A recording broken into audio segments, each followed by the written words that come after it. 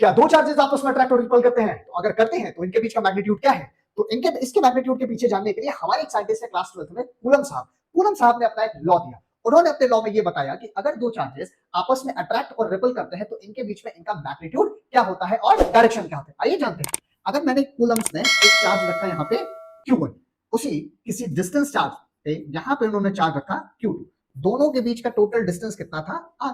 अगर मैं ये बोलूं, मैंने क्या बोला, कूलम्स ने बोला कि अगर ये इस पे फोर्स लगाएगा F12 से तो ये भी इस पे फोर्स लगाएगा F21 से। तो समस्या ये है कि फोर्स कितना लगाएगा। तो जो फोर्स लगाएगा, क्योंकि हम जानते हैं फोर्स एक वेक्टर क्वांटिटी है, इसके पास मैग्नीट्यूड भी होता है और इसके पास डायरेक्शन भी होता है।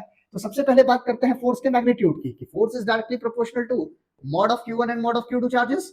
जैसे जैसे आप चार्जेस की वैल्यू बढ़ाते जाओगे, लगने वाला फोर्स भी बढ़ता जाएगा। फिर उन्होंने क्या कहा कि लगने वाला force is inversely proportional to 1/r²।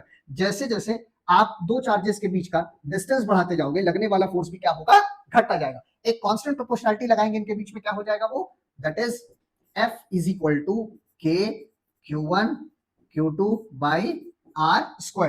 यही वो हमारा फॉर्मूला है जिस फॉर्मूले से, जिसकी वजह से इतना मैग्नीट्यूड लगता है किसी भी दो चार्जेस के बीच में। यहाँ पे हम थोड़ा सा वेक्टर का सिंबल बना देते हैं। और व्हाट इज के, अगर मैं यहाँ पे आपकी बात करूं के की, तो के को कहते हैं इलेक्ट्रोस्टैटिक्स कांस्टेंट और इसकी वैल्यू होती है 1/4 पाई एप्सिलॉन नॉट। इसकी टोटल वैल्यू होती है 9 × 10⁹।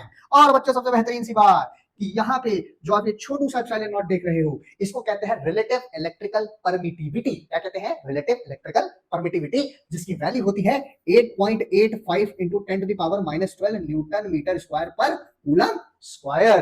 ठीक है, तो ये हमारा रहा मैग्नीट्यूड ऑफ फोर्स की। अगर दो चार्जेस एक दूसरे को अट्रैक्ट और रिपल करते हैं तो उनके बीच का मैग्नीट्यूड क्या होता है। Thank you.